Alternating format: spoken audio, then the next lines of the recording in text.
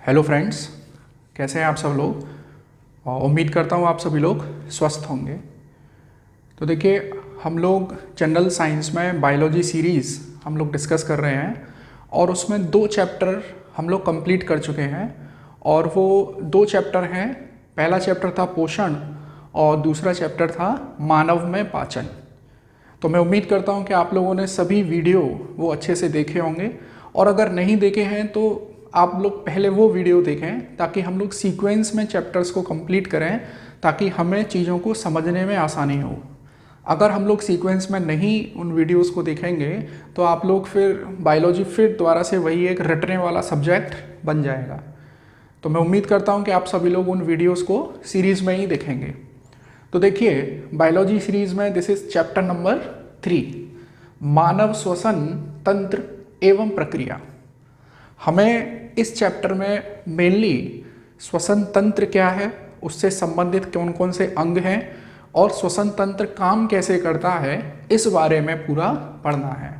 तो देखिए, पहले मैं एक आउटलाइन आप लोगों को देता हूँ कि श्वसन तंत्र और उसकी प्रक्रिया बेसिकली है क्या, पूरा एक आउटलाइन।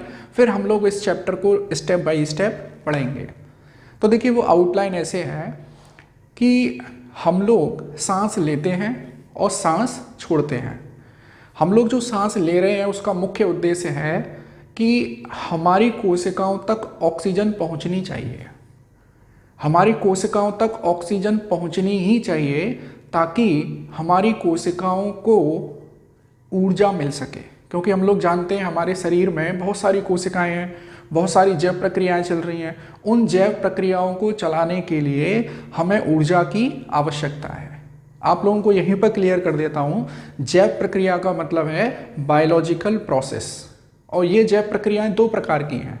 एक होती है कैटाबॉलिक, जिसको अपचयी जैव प्रक्रिया कहते हैं, और एक है एनाबॉलिक, उसको कहते हैं उपचयी जैव अभिक्रिया या जैव क्रिया। तो हमारे शरीर में लगातार ये उपापचयी क्रियाएं या मेटाबॉलिक रिएक्शन चलती रहती हैं, और इन रिएक्शंस को कैरी आउट करने के लिए हमें ऊर्जा की आवश्यकता पड़ती है। और ये ऊर्जा हमको कहाँ से मिलेगी? ये ऊर्जा हमको मिलेगी भोजन से, जो भोजन हम लोगों ने किया है। मैंने भोजन में कौन कौन से अवयव हैं ये सब पहली जो वीडियो क्लास थी हमारी पोषण वाली, उसमें मैंने बहुत डिटेल में ये डिस्कस किया है। हमारे भोजन में कार्बोहाइड्रेट, प्रोटीन, वसा, विटामिन, मिनरल, फाइबर, जल, ये सब एक संतुलित आहार के घटक हैं। और ये भोजन हम लोग जब ग्रहण कर लेते हैं, भोजन हमने ग्रहण किया, भोजन का पाचन हुआ। भोजन का पाचन होने का मतलब है कि हमने भोजन को छोटे छोटे टुकड़ों में तोड़ दिया है। मैंने आपको डिस्कस किया था कि भोजन एक बहुत ही कॉम्प्लेक्स कंपाउंड है, जटिल यौगिक है। मतलब क्या हुआ इसका कि छोटी छोटी इकाइयों से जुड़कर बना हुआ है।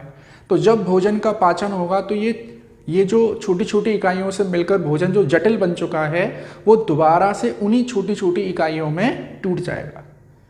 जो पॉलीमर फूड है वो दोबारा से सिंपलर यूनिट्स में ब्रेक डाउन हो जाएगा with the help of digestive enzymes, जो हमने डाइजेशन वाले चैप्टर में बहुत अच्छे से डिस्कस किए थे। जैसे कार्बोहाइड्रेट टूट जाएगा ग्लूकोज में, प्रोटीन टूट जाएगा अमीनो अम्ल में, फैट टूट जाएगा वसा अम्ल और ग्लिसरॉल में। तो जब ये छोटी छोटी इकाइयों में टूट जाएंगे तो इनका होगा अवशोषण। अवशोषण का मतलब एब्जॉर्प्शन।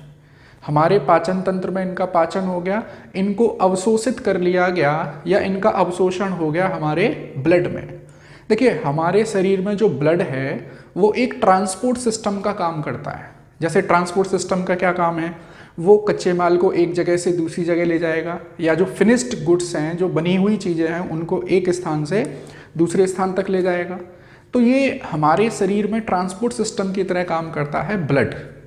तो जो ब्लड में कच्चा माल पहुंच गया, ब्लड में ग्लूकोज पहुंच गया, ब्लड में अमीनो एसिड्स पहुंच गए, ब्लड में फैटी एसिड्स पहुंच गए, तो अब इनकी रिक्वायरमेंट है किसको? इनकी रिक्वायरमेंट है जो शरीर की सबसे छोटी इकाई है, जिसको बोलते हैं कोशिका, जिसको बोलते हैं सेल। जब ये रॉ मटेरियल सेल में पहुंचेगा तो सेल इस कच्चे माल को, इस रॉ मटेरियल को क्या करेगी? इसको जलाएगी। और जलाने के लिए क्या चाहिए? ऑक्सीजन। और कोशिका तक ऑक्सीजन पहुंचाने का काम किसका है, वो भी ब्लड का है। लेकिन ब्लड में ऑक्सीजन कहाँ से आएगी, ब्लड में ऑक्सीजन आएगी फेफड़े के माध्यम से, श्वसन तंत्र के माध्यम से। देखिए हमारे शरीर में एक पोर्टफोलियो बना हुआ है, जैसे आप लोग देखते होंगे डिपार्टमेंट में पोर्टफोलियो होते हैं। हम लोग बैंक में जाते हैं तो क्वेरी सेंटर अलग है, लोन सेक्टर अलग है, और जो भी अलग अलग जो फाइनेंस वाले हैं वो अलग है। ऐसे ही हमारी बॉडी में भी बहुत सारे डिपार्टमेंट बने हुए हैं। ब्लड डिपार्टमेंट अलग पढ़ेंगे हम लोग, रेस्पिरेटरी सिस्टम, श्वसन तंत्र अलग से पढ़ेंगे, किडनी वाला अलग से पढ़ेंगे। तो बहुत सारे हमारे शरीर के अंदर डिपार्टमेंट बने हुए हैं और ये डिपार्टमेंट एक दूसरे से कोऑर्डिनेटेड हैं, एक दूसरे की हेल्प करते हैं और एक दूसरे के काम आते हैं।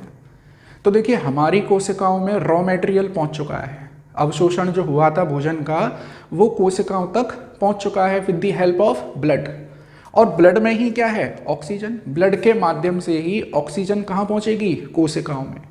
तो जब उस कच्चे माल को ऑक्सीजन मिलेगी तो उस कच्चे माल की क्या होगी, बर्निंग होगी, और उस कच्चे माल के जलने से क्या मिलेगी, ऊर्जा मिलेगी। उस ऊर्जा से क्या करेंगे हम लोग, उस ऊर्जा से अपनी डेली लाइफ के काम करेंगे, और अगर एक्स्ट्रा ऊर्जा होगी तो वो ऊर्जा जाकर स्टोर हो जाएगी। हम लोग डिटेल में ये सारी चीज़ें देखेंगे।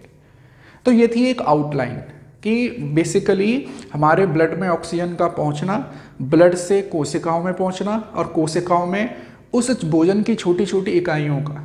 एक चीज़ और आपको क्लियर कर देता हूँ कि हमारे भोजन में कार्बोहाइड्रेट का जो परसेंटेज प्रपोर्शन है वो सबसे ज़्यादा है। सबसे ज़्यादा कार्बोहाइड्रेट का, फिर प्रोटीन, फिर फैट। तो कार्बोहाइड्रेट किस में टूटता है, ग्लूकोज में। तो इसीलिए हमारी कोशिकाओं में सबसे ज़्यादा कौन सा घटक पहुँचा, ग्लूकोज पहुँचा। इसीलिए ग्लूकोज को सेल्यूलर फ्यूल, कोशिकीय ईंधन भी कहते हैं। ये पॉइंट बन सकता है किसी भी एग्जाम में कि कोशिकीय ईंधन निम्न में से किसको कहते हैं, तो ग्लूकोज को कहते हैं। तो इस ग्लूकोज को जलाएंगे और इसमें से ऊर्जा निकलेगी। वो ऊर्जा किस रूप में निकलेगी, वो एटीपी के फॉर्म में निकलेगी। इसका मतलब हमारे शरीर में जो ऊर्जा है वो एटीपी के रूप में इस्तेमाल की जाती है, या एटीपी के रूप में संचित होती है, स्टोर होती है। तो that means ATP is the currency of energy in human body या in living organism. Living organism में पेड़ पौधे भी आते हैं और जीव जंतु भी आते हैं। तो ATP is the currency of energy in living organism. ठीक, तो ये थी एक पूरी आउटलाइन। अब हम लोग स्पेशली रेस्पिरेटरी सिस्टम, श्वसन तंत्र और उसकी प्रक्रिया पढ़ते हैं, तो ये चीज़ें आप लोग एक दूसरे से रिलेट कर पाओगे अच्छे से। देखिए रेस्पिरेटरी सिस्टम मैंने यहाँ पर बनाया हुआ है, डायग्राम पहले से बना दिया ताकि समय कम लगे, वीडियो की जो लेंथ है वो कम से कम हो। तो देखिए यहाँ पर आप लोगों के यहाँ पर कोई डायग्रामेटिक कॉम्पिटिटिव एग्जाम तो है नहीं, आप मतलब ऐसा नहीं है कि जिसकी ड्राइंग अच्छी होगी उसको अच्छे मार्क्स मिलेंगे। तो ये मैंने बहुत ही सिंपल एक डायग्राम बनाया है जिसमें जो इंपॉर्टेंट बातें हैं मैं वो हाईलाइट करूँगा और आप लोग उनको अच्छे से नोट्स बनाएंगे। तो देखिए हम लोग नाक से सांस लेते हैं। जब नाक से सांस लेते हैं तो ये जो वायु है, ये जो हवा है, ये फेरिंग्स से होती हुई। अब फेरिंग्स क्या है, अगर आप लोगों ने मानव पाचन तंत्र का जो डायग्राम था वो ठीक से पढ़ा होगा तो फेरिंग्स को बोलते हैं ग्रसनी। ग्रसनी तो हमारी नाक से वायु कहाँ गई, ग्रसनी में गई, मतलब फेरिंग्स में। ग्रसनी से गई स्वर तंत्र में जिसको लैरिंग्स कहते हैं। ये रहा लैरिंग्स। लैरिंग्स से किस में जाएगी, श्वास नली में, जिसको बोलते हैं ट्रैकिया। अच्छा, ट्रैकिया में आप लोग इस तरह की ये कुछ डिज़ाइन देख रहे हैं, ये एक तरह की रिंग है, एक तरह की कार्टिलेजिनस रिंग है जिनको सी रिंग बोलते हैं।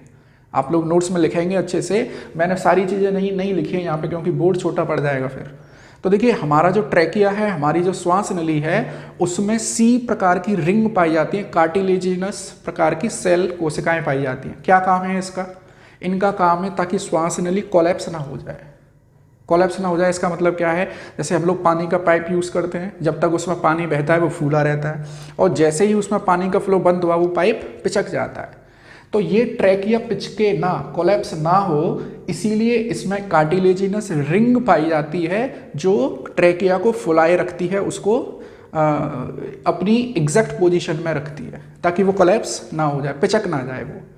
तो देखिए वायु नॉस्ट्रिल से, नाक से फेरिंग्स में गई है, ग्रसनी में गई है, ग्रसनी से स्वरतंत्र में, स्वरतंत्र से श्वास नली में। अब ये श्वास नली आगे जाके दो भागों में बट जाती है, क्योंकि हमारे पास दो फेफड़े हैं, राइट लंग्स, लेफ्ट लंग, दायां फुफ्फुस और बायां फुफ्फुस। फुफ्फुस शुद्ध हिंदी में बोलते हैं, वैसे फेफड़े इनको बोलते हैं, दायां फेफड़ा बायां फेफड़ा ऐसे बोल सकते हैं। तो जो एक श्वास नली थी वो दो भागों में बट गई है। अब ये जो श्वास नली बट गई है इसको बोलते हैं ब्रोंकाई।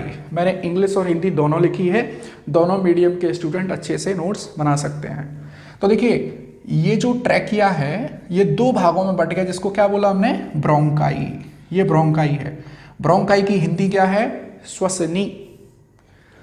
फिर ये ब्रोंकाई अगेन छोटे छोटे ब्रोंकियोल्स में टूट जाते हैं, श्वसनिकाओं में टूट जाते हैं। ट्रैकिया, ब्रोंकाई, फिर ब्रोंकाई टूट गए ब्रोंकियोल्स में। ब्रोंकियोल्स फर्दर छोटे छोटे, आप लोगों को यहाँ पे ये राउंड राउंड स्ट्रक्चर दिखाई दे रही होंगी, इनको बोलते हैं एल्वियोलाई। इनको बोलते हैं एल्वियोलाई, कोष्ठक, इनको कोष्ठक बोलते हैं। तो देखिए ट्रैकिया, ब्रोंकाई, ब्रोंकियोल्स और एल्वियोलाई। तो इस प्रकार हमारे फेफड़ों में करोड़ों एल्वियोलाई पाए जाते हैं, करोड़ों एल्वियोलाई। ठीक है जी। अब क्या होगा देखिए, और ये नीचे मैंने जो बनाया हुआ है ये मेम्ब्रेन, ये झिल्ली, ये है डायाफ्राम। ये डायाफ्राम क्या है वो मैं बताता हूँ आपको, कि हमारा ये जो ऊपर अपर चेस्ट वाला जो पोर्शन है इसको बोलते हैं वक्ष, थोरेसिक कैविटी, और नीचे वाला कमर से ऊपर और छाती से नीचे इसको बोलते हैं एब्डोमिनल कैविटी, उदर गुहा।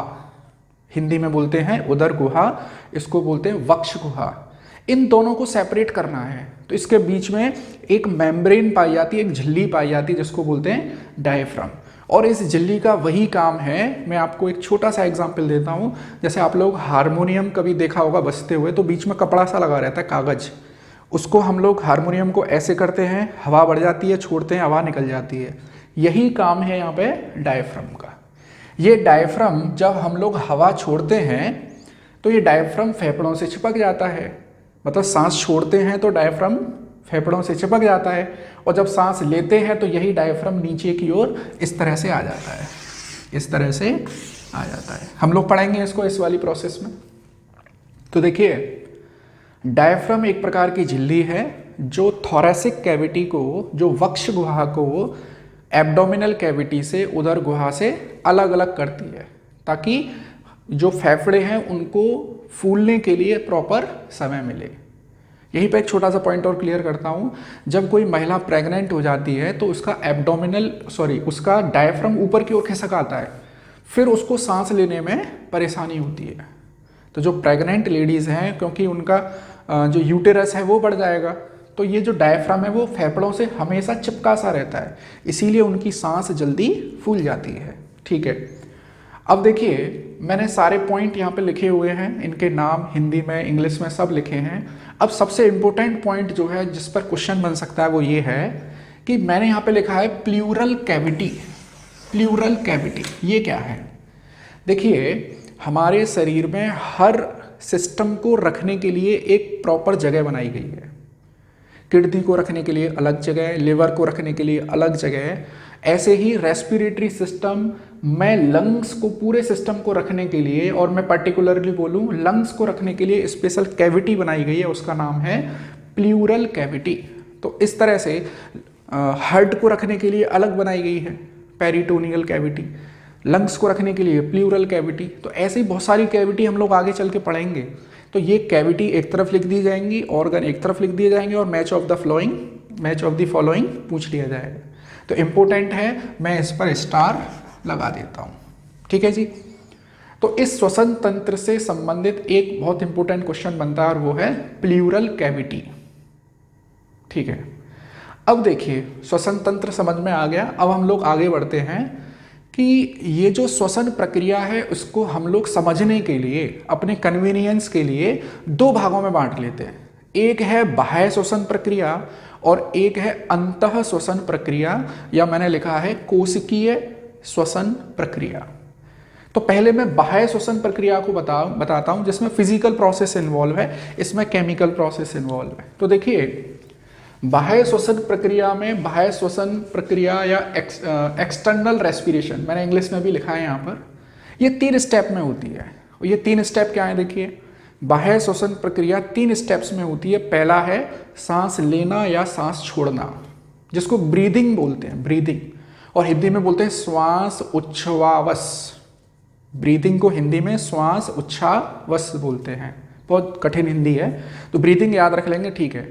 सांस लेना या सांस छोड़ना क्या है, ब्रीदिंग। हमने जब सांस ले ली, ऐसे मान के चलिए हमने सांस ले ली है, तो उस सांस जब हमने ली है उसमें ऑक्सीजन है, ये ऑक्सीजन फेफड़ों में भर जाएगी। जब फेफड़ों में ऑक्सीजन भर जाएगी तो यहाँ से एल्वियोलाई, कोष्ठकों में ऑक्सीजन भर जाएगी। जब कोष्ठकों में ऑक्सीजन भर गई है तो यहाँ पर छोटी छोटी कैपिलरीज, ब्लड कैपिलरीज, ब्लड रक्त नलिकाएं मौजूद होंगी जिसमें ब्लड होगा। तो यहाँ से ऑक्सीजन उस ब्लड में क्या होगी, एक्सचेंज होगी। जब ब्लड में ऑक्सीजन पहुंच जाएगी तो ये ब्लड पूरे शरीर की कोशिकाओं में इस ऑक्सीजन को पहुंचा देगा। तो 3 स्टेप्स हैं, पहला है सांस लेना या सांस छोड़ना, दूसरा है एक्सचेंज ऑफ गैसेस।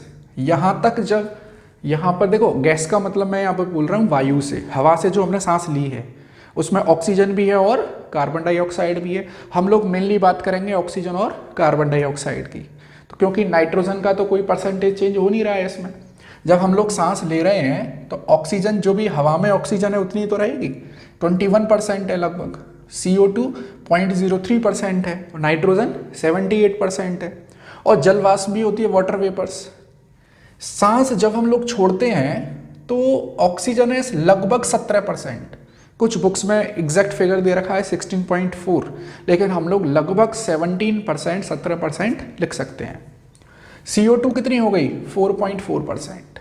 देखिए हवा में है 0.03%, और जब हम लोग सांस छोड़ रहे हैं उसमें है 4.4%। तो CO2 की मात्रा क्या हो गई है, CO2 की मात्रा बढ़ गई है। तो ये बढ़ी हुई CO2 कहाँ से आई, जब ग्लूकोज का बर्निंग होगी, कंबशन होगा, दहन होगा, तो उसमें क्या निकलेगी, CO2।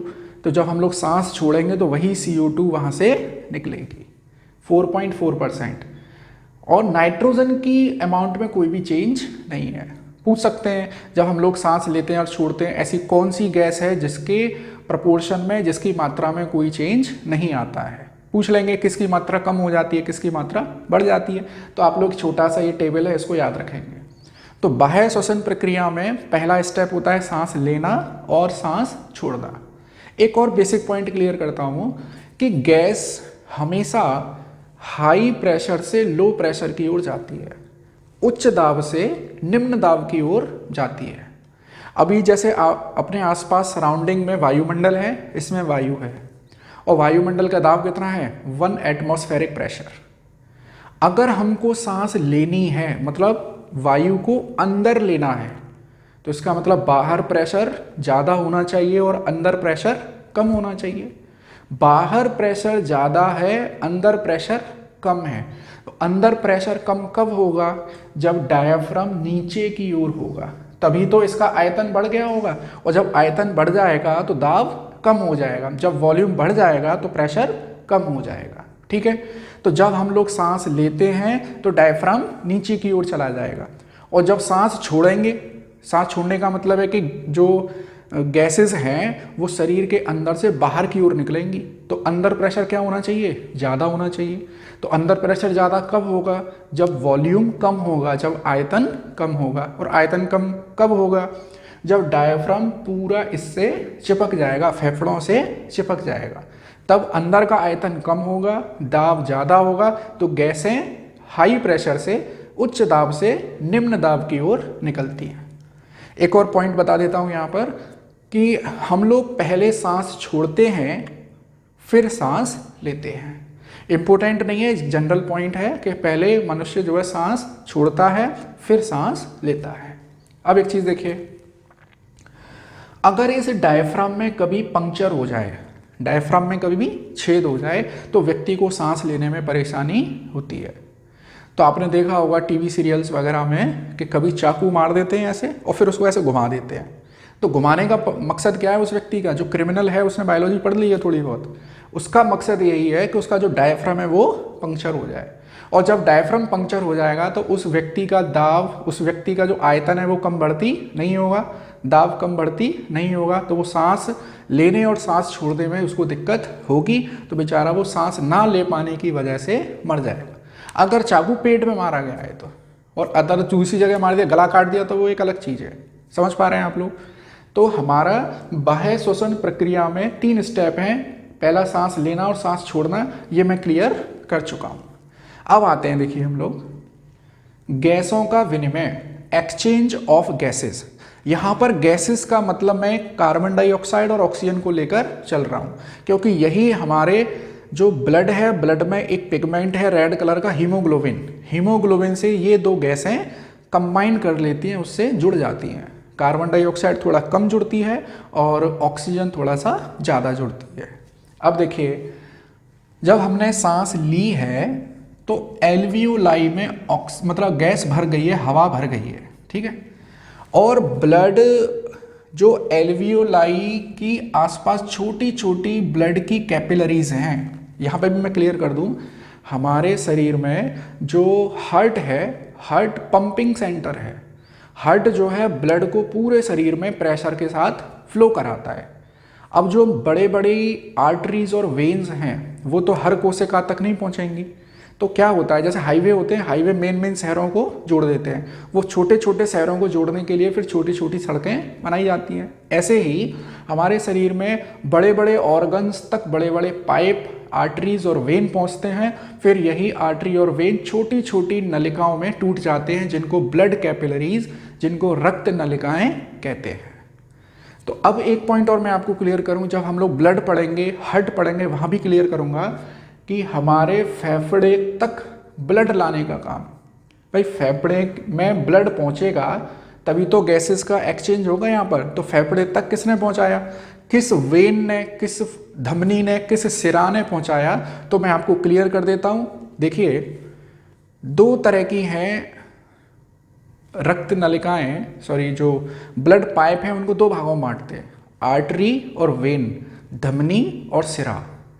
धमनी वो है जो हार्ट से ब्लड को लेकर जाती है, और सिरा वो है जो हार्ट तक ब्लड को पहुंचाती है। दोबारा से सुन लीजिए, हार्ट एक पंपिंग सेंटर है, हार्ट से ब्लड को लेकर जाती हैं धमनियाँ और वापस लेकर आती हैं सिराएं।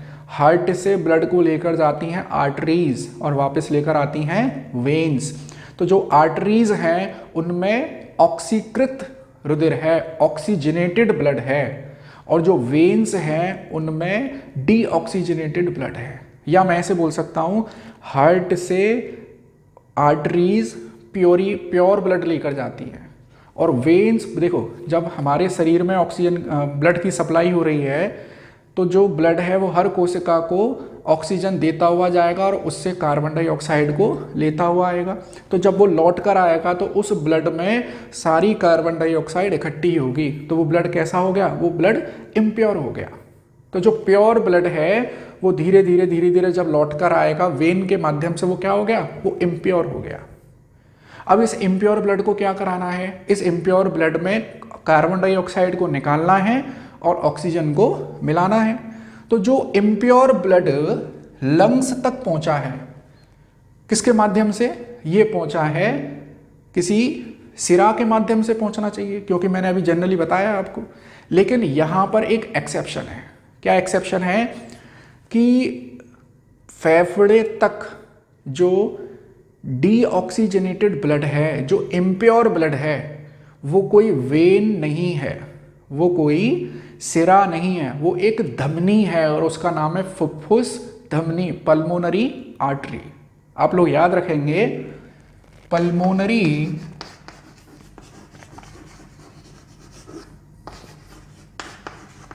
आर्टरी, इसको बोलते हैं फुफ्फुस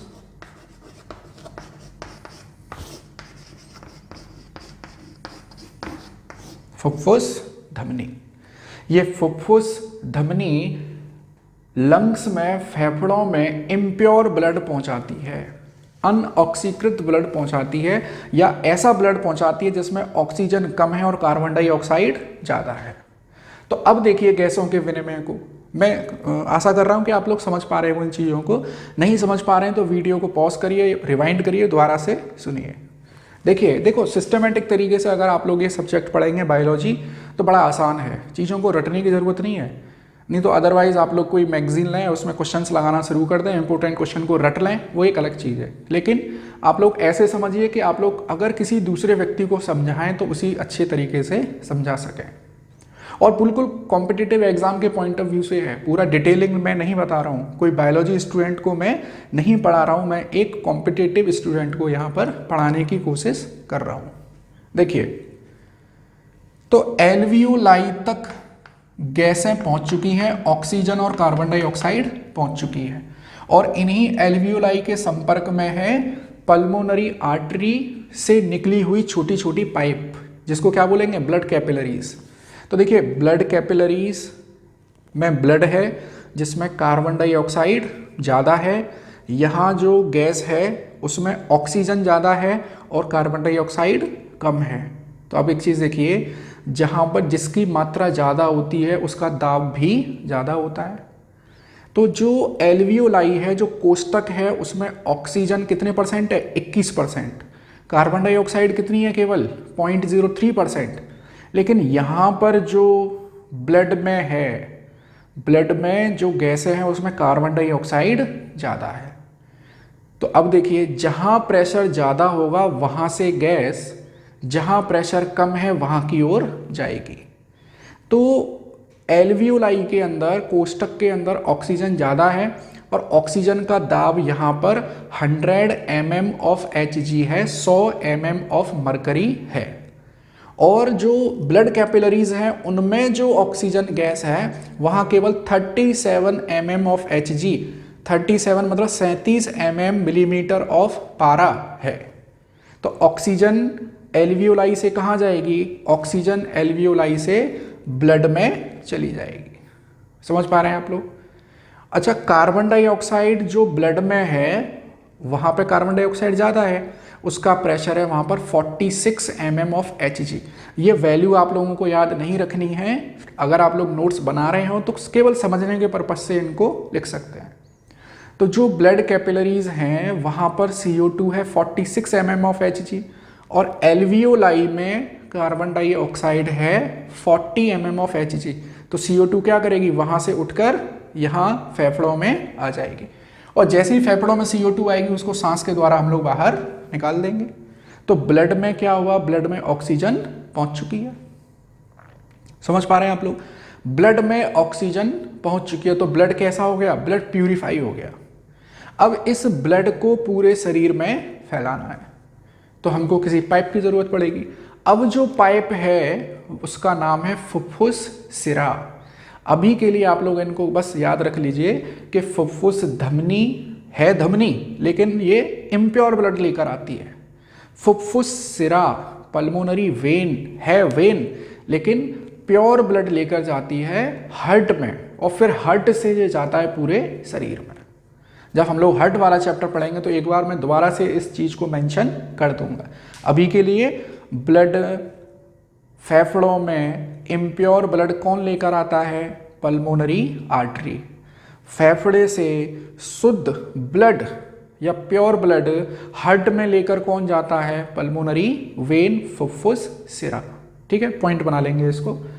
तो अब देखिए, हमने दूसरा पॉइंट यहाँ पे क्लियर कर लिया, गैसों का विनिमय, एक्सचेंज ऑफ गैसेस।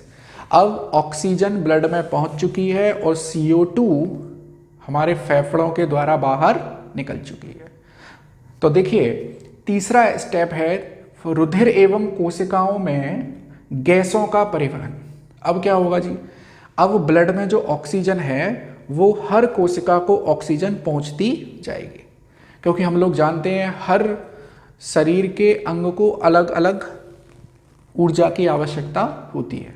तो हर कोशिका की अलग अलग आवश्यकता होगी, ग्लूकोज की और ऑक्सीजन की। जिसमें ज़्यादा ग्लूकोज होगा उसको ज़्यादा ऑक्सीजन चाहिए, जिसमें कम ग्लूकोज होगा उसमें कम ऑक्सीजन चाहिए। तो कोशिकाओं में ग्लूकोज तो पहले से पहुंच चुका है क्योंकि भोजन का अवशोषण हो चुका है। अब इस ब्लड के माध्यम से क्या पहुंचेगी? ऑक्सीजन पहुंचेगी। अब ब्लड, अच्छा एक चीज और यहीं पे क्लियर कर दूं कि ब्लड में पाया जाता है हीमोग्लोबिन, हीमोग्लोबिन से ऑक्सीजन जुड़ जाता है। अब ये जो हीमोग्लोबिन है, एक हीमोग्लोबिन से 4 ऑक्सीजन के मॉलिक्यूल जुड़ जाते हैं, तो ये बन जाएगा HbO2 का होल 4। तो यहां पर ये पॉइंट इंपॉर्टेंट बनता है कि हीमोग्लोबिन के एक अणु से कितने ऑक्सीजन के अणु जुड़ते हैं? 4 जुड़ते हैं। कितने? 4 जुड़ते हैं।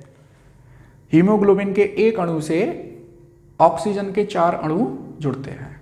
ठीक, अब क्या है कि हीमोग्लोबिन और ऑक्सीजन का एक यौगिक बन गया है, इसको बोलते हैं ऑक्सी हीमोग्लोबिन।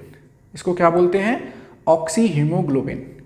अब जब ये ऑक्सी हीमोग्लोबिन ब्लड से कोशिकाओं में पहुंचेगा, अब ब्लड से हम लोग कोशिकाओं में पहुंच रहे हैं, तो कोशिकाओं के अंदर CO2 का प्रोडक्शन हो रहा है, CO2 बन रही है, क्योंकि ग्लूकोज का क्या हो रहा है? कंबशन।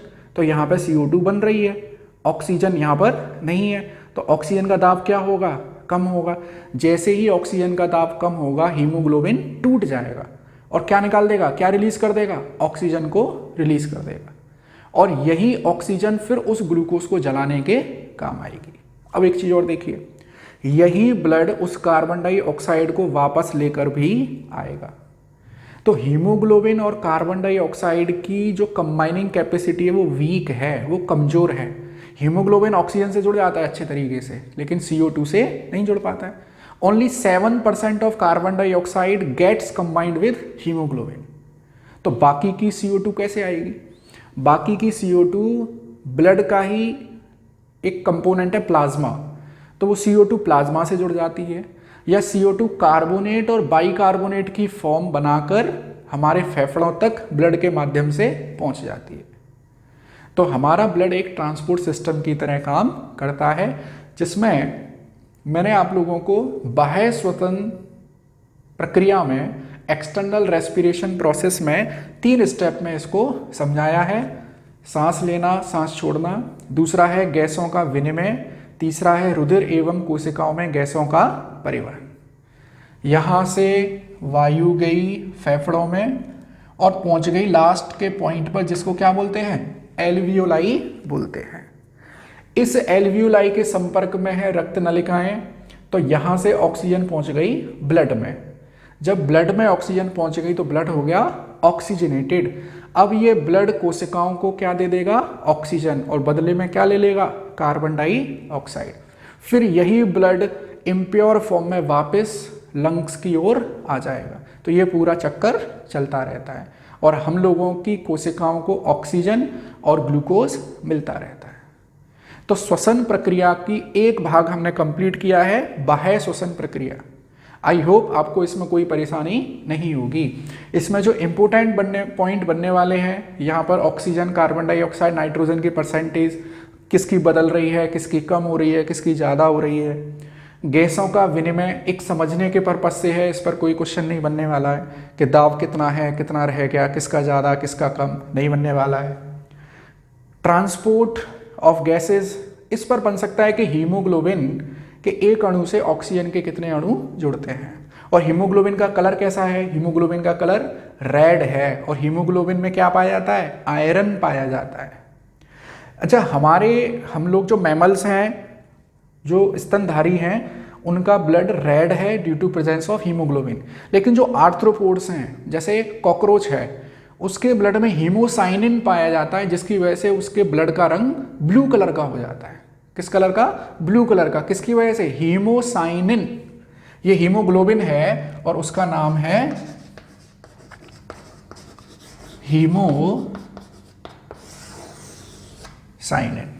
ये बन सकता है क्वेश्चन यहां पर।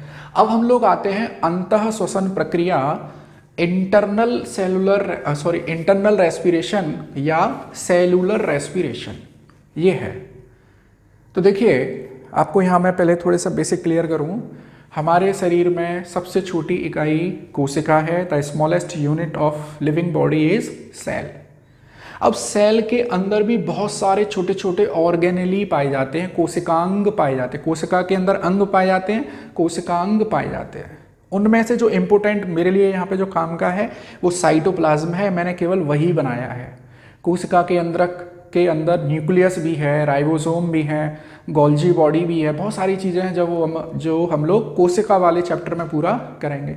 अभी के लिए जो ज़रूरी है वो मैंने आप लोगों को यहाँ पर बताया है। अब इसको देखिए, समझिए। जब हमारे ब्लड से ऑक्सीजन पहुँच चुकी है कोशिका के अंदर और ब्लड से ग्लूकोज पहुँच चुका है कोशिका के अंदर, अब कोशिका के अंदर एक लिक्विड पाया जाता है जिसको बोलते हैं साइटोप्लाज्म या जीव द्रव्य। तो हमारा जो ग्लूकोज पहुंचा है साइटोप्लाज्म में, तो ग्लूकोज यहां पर ऑक्सीजन को ग्रहण नहीं करता है। ऑक्सीजन पहुंचती है माइटोकॉन्ड्रिया में। आप लोगों को एक स्ट्रक्चर यहां पे दिखाई दे रही होगी, इस तरह से मैंने जिगजैग करके ऐसे जो बनाई है, इसको बोलते हैं माइटोकॉन्ड्रिया।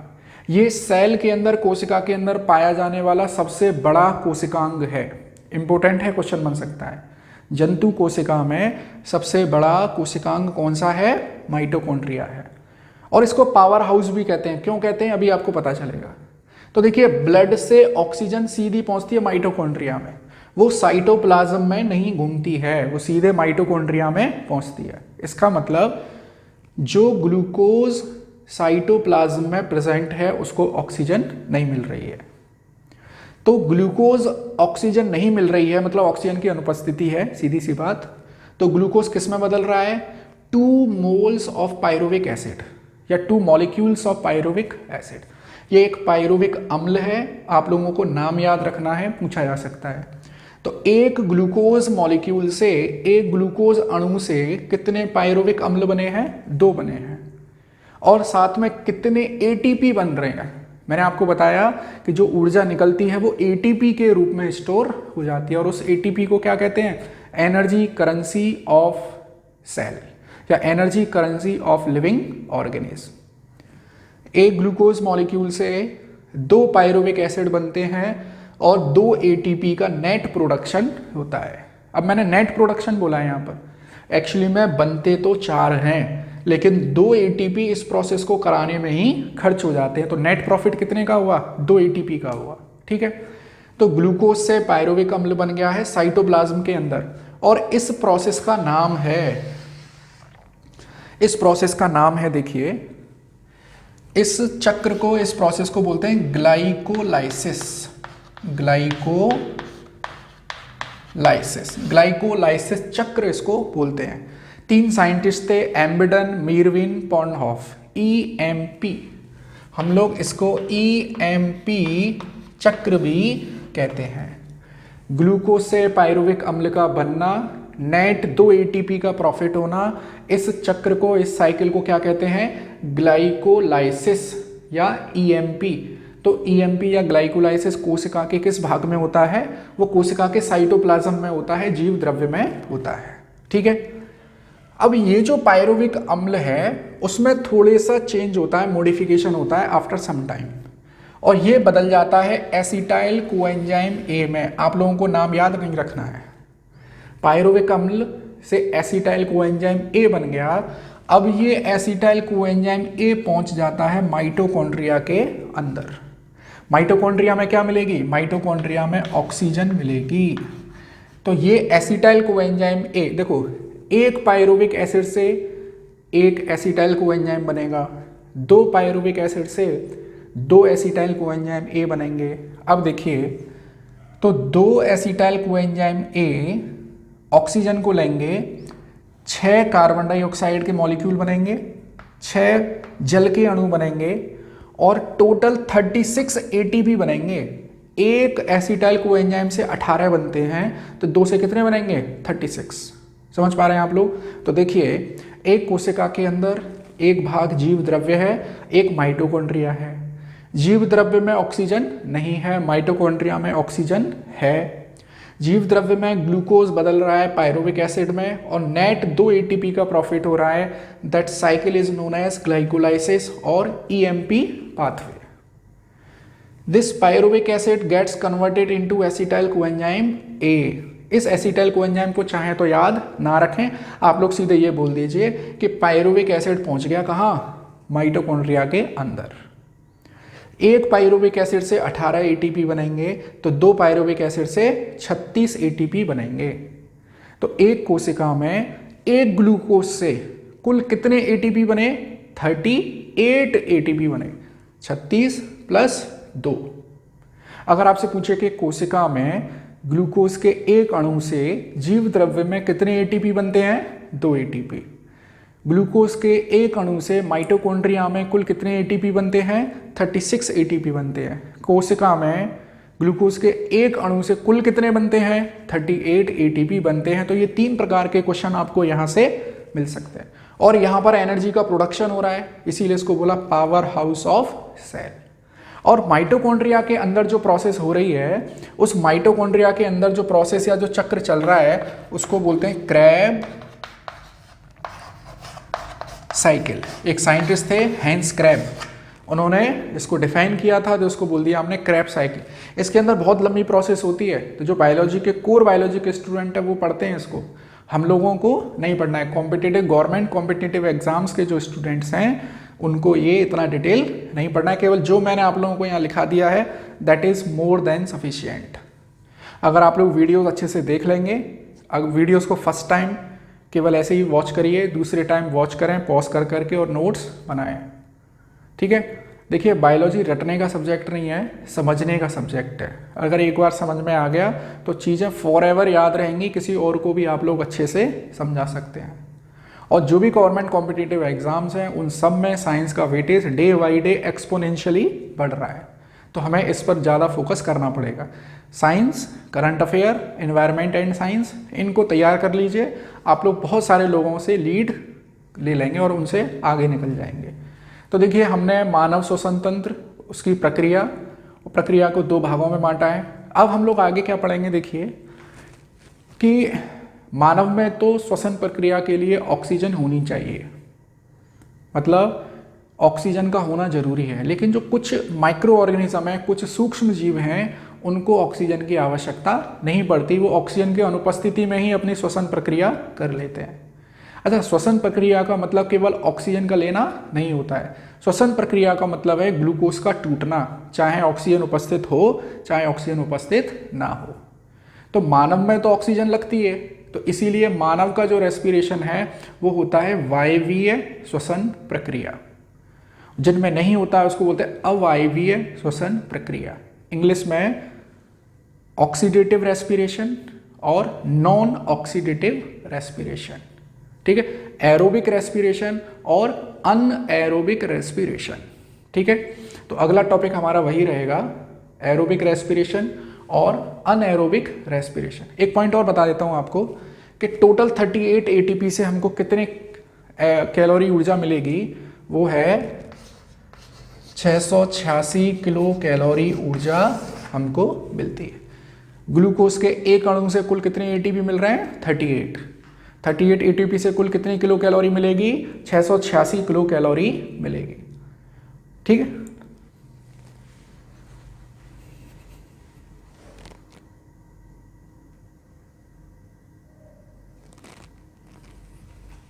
देखिए श्वसन 2 प्रकार का है, वायवीय श्वसन और अवायवीय श्वसन, एरोबिक रेस्पिरेशन और अनएरोबिक रेस्पिरेशन। तो देखिए एरोबिक रेस्पिरेशन तो मैंने यहाँ पर आप लोगों को ये बताया है पूरा, माइटोकॉन्ड्रिया में ऑक्सीजन की उपस्थिति में हो रहा है ये। अब आते हैं हम लोग अनएरोबिक रेस्पिरेशन पर।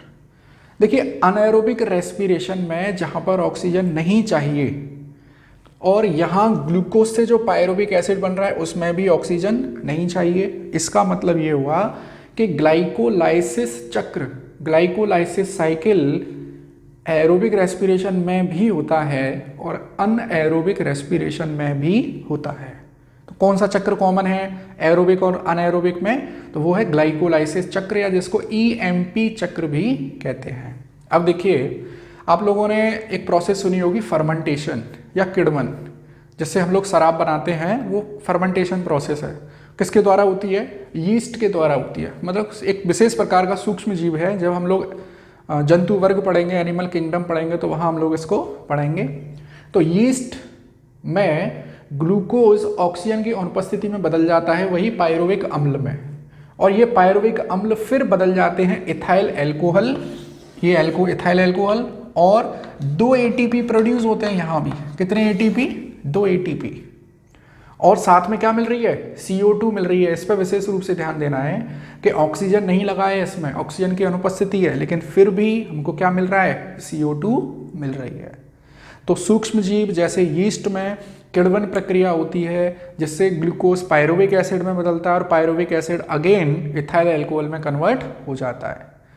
अच्छा, कभी कभी मसल्स में, हमारी मसल्स में, मांसपेशियों में भी अनएरोबिक रेस्पिरेशन हो जाता है। आपने देखा होगा जब हम लोग परिक्रमा लगाते हैं गिरिराज महाराज की, तो चलते चलते चलते पैरों में, मांसपेशियों में बड़ा दर्द होता है। वो दर्द होने का कारण है लैक्टिक एसिड का बन जाना, लैक्टिक एसिड का जमा हो जाना। होता क्या है कि जब हमारी कुछ विशेष प्रकार की मांसपेशियां और एक ही प्रकार की मांसपेशी, जब हम चलते हैं तो पैरों की मांसपेशियां लगातार काम कर रही हैं, विग्रस वर्क कर रही हैं, तो उनको उतनी ऑक्सीजन नहीं मिल पाती जितनी ऑक्सीजन मिलनी चाहिए। मतलब हम क्या कह सकते हैं कि ऑक्सीजन की कमी है, ऑक्सीजन की अनुपस्थिति है। तो वही ग्लूकोज किस में बदल गया? पायरुविक एसिड में। और वो पायरुविक एसिड को जब प्रॉपर ऑक्सीजन नहीं मिली तो वही पायरुविक एसिड किस में बदल गया? लैक्टिक एसिड में बदल गया। यहाँ भी 2 एटीपी मिलते हैं, 2 एटीपी मिलते हैं यहाँ पर। तो लैक्टिक एसिड अब मांसपेशियों में जमा हो जाएगा और उस लैक्टिक एसिड से क्या होगा? दर्द होगा, पेन होगा। जब तक मांसपेशी से लैक्टिक एसिड का डिपोजिशन नहीं हटेगा, मांसपेशी में दर्द रहेगा। फिर हम लोग थोड़ी देर रेस्ट कर लेते हैं तो वो थकावट हमारी दूर हो जाती है, क्योंकि वही लैक्टिक एसिड फिर दोबारा से CO2 में बदल जाएगा और ब्लड में जाएगा और ब्लड से फेफड़ों में आएगा और सांस। ठीक है, तो ये आप लोगों को याद रखना है। अवायवीय श्वसन सूक्ष्म जीवों में और हमारी मांसपेशियों में अलग अलग प्रोडक्ट बना रहा है। सूक्ष्म जीवों में फर्मेंटेशन में एल्कोहल बन रहा है, मांसपेशी के अंदर लैक्टिक एसिड बनता है। ठीक है, अब एक चीज और देखिए, पेड़ पौधों में भी श्वसन प्रक्रिया होती है। जिस प्रकार से हमारे अंदर एक ऑर्गेनाइज्ड सिस्टमेटिक सिस्टम है, तंत्र है, अंग तंत्र है, ऐसे ही पेड़ पौधों में भी श्वसन प्रक्रिया होती है। पेड़ पौधे भी सांस लेते हैं। ठीक है, तो पेड़ पौधों में सांस लेने के लिए कोई एक विशेष अंग नहीं है, हर भाग के अलग अलग अपने अपने सिस्टम है। जैसे जड़ भी सांस लेती हैं, जड़ों के अंदर पाए जाते हैं रूट हेयर्स, जिनको बोलते हैं जड़ रोएं। तो वो जड़ रोओं के माध्यम से सांस लेती हैं, ऑक्सीजन लेती हैं। पेड़ पौधे भी ऑक्सीजन लेते हैं, याद रखना आप लोग। पेड़ पौधे ऑक्सीजन देते भी हैं, ज़्यादा देते हैं, कम लेते हैं। तो हम लोग बोल देते हैं कि पेड़ ऑक्सीजन देते हैं। तो जो जड़ें हैं, जड़ों के अंदर बाल बाल से छोटे छोटे से रुएं पाए जाते हैं, वो ऑक्सीजन को ग्रहण करने का काम करते हैं। आपने देखा होगा कि अगर किसी पेड़ को हम लोग बहुत दिनों तक केवल पानी में डुबो के रखें तो वो पेड़ सूखने लगता है, क्योंकि उसके जो रुएं हैं उनको वायुमंडल की ऑक्सीजन या आसपास के जो मिनरल्स हैं उनसे ऑक्सीजन नहीं मिल रही है। फिर आते हैं हम लोग तने पर। तने पर पाए जाते हैं लेंटिकल्स, विशेष प्रकार। जैसे पेड़ पौधों में आँख, जैसे हम लोग तने में देखते हैं ना, आँख है, ये पेड़ की आँख है, ऐसे बोलते हैं। वो एक्चुअली में उनके सांस लेने का माध्यम है। और पत्तियों में तो आप लोग जानते ही हैं स्टोमेटा पाया जाता है, वो स्टोमेटा के माध्यम से सांस लेते हैं। पेड़ पौधे फोटोसिंथेसिस भी करते हैं। फोटोसिंथेसिस प्रोसेस में ऑक्सीजन निकलती है, रेस्पिरेशन प्रोसेस में CO2 निकलती है। तो पेड़ पौधे दिन के समय देखो दोनों प्रक्रियाएं होंगी, फोटोसिंथेसिस भी होगी और श्वसन भी होगी। तो पेड़ पौधे फोटोसिंथेसिस में ज़्यादा ऑक्सीजन निकालते हैं, श्वसन में कम कार्बन डाइऑक्साइड निकालते हैं। तो हम लोग बोल देते हैं कि पेड़ पौधे दिन में ऑक्सीजन छोड़ते हैं, लेकिन रात में फोटोसिंथेसिस तो नहीं होगी, लेकिन श्वसन प्रक्रिया तो लगातार चलती रहेगी। तो वो रात के समय CO2 छोड़ते हैं, इसीलिए पेड़ पौधों के नीचे रात के समय हमें सोना नहीं चाहिए, क्योंकि पेड़ पौधों के नीचे जब CO2 निकलेगी तो CO2 की कंसंट्रेशन ज़्यादा हो जाएगी और हमारा जी मचलाएगा, हमको प्रॉपर तरीके से नींद नहीं आएगी। तो यही कारण है इसका। तो अब देखिए, अभी हम लोग श्वसन तंत्र से संबंधित कुछ इंपॉर्टेंट पॉइंट और मैं आपको बता देता हूँ। वो पूछे नहीं जाएंगे, लेकिन आप लोग नोट्स बनाएंगे उनके जरूर। एक सामान्य स्वस्थ व्यक्ति प्रति मिनट 16 बार सांस लेता है और छोड़ता है, प्रति मिनट 16 बार। और श्वसन दर को नापा जाता है स्पाइरोमीटर नामक एक इंस्ट्रूमेंट है, स्पाइरो SPIRO मीटर। स्पाइरोमीटर नामक इंस्ट्रूमेंट से श्वसन दर को मापा जाता है। एक सामान्य स्वस्थ व्यक्ति अपने फेफड़ों में अधिकतम क्षमता मतलब कितनी हवा भर सकता है, तो लगभग 6 लीटर, और एग्जैक्ट वैल्यू है 5800 मिलीलीटर, 5800 मिलीलीटर।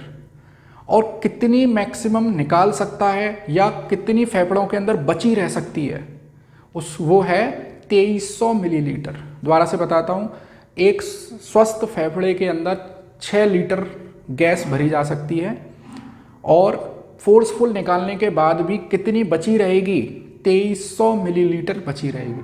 और एक सामान्य स्वस्थ व्यक्ति नॉर्मल सांस लेने और छोड़ने में 500 मिलीलीटर हवा छोड़ता है और 500 मिलीलीटर लेता है, जिसको टाइडल एयर वॉल्यूम या प्रवाही वायु आयतन कहते हैं। ठीक है, ये कुछ इंपॉर्टेंट पॉइंट थे। अच्छा, अभी इसी वीडियो का एक सेकंड पार्ट और आएगा जिसमें हम लोग श्वसन तंत्र से संबंधित कुछ इंपॉर्टेंट डिजीजेस के नाम पढ़ेंगे। जैसे आप लोग जानते हैं कोरोना है, कोरोना श्वसन तंत्र के फेफड़े से संबंधित एक रोग है।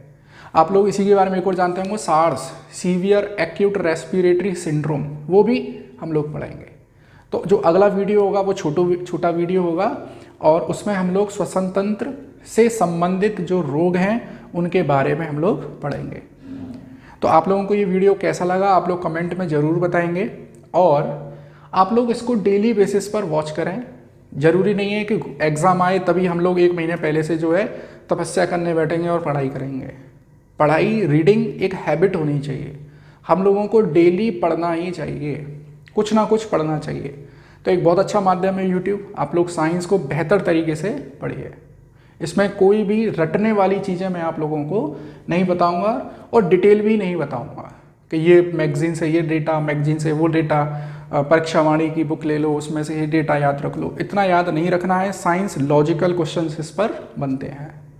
तो आप लोगों को ये वीडियो कैसा लगा आप मुझे अपने कमेंट बॉक्स में ज़रूर बताएंगे, और अगर वीडियो अच्छा लगा है तो लाइक करेंगे और अपने फ्रेंड्स को भी शेयर करेंगे। Thank you.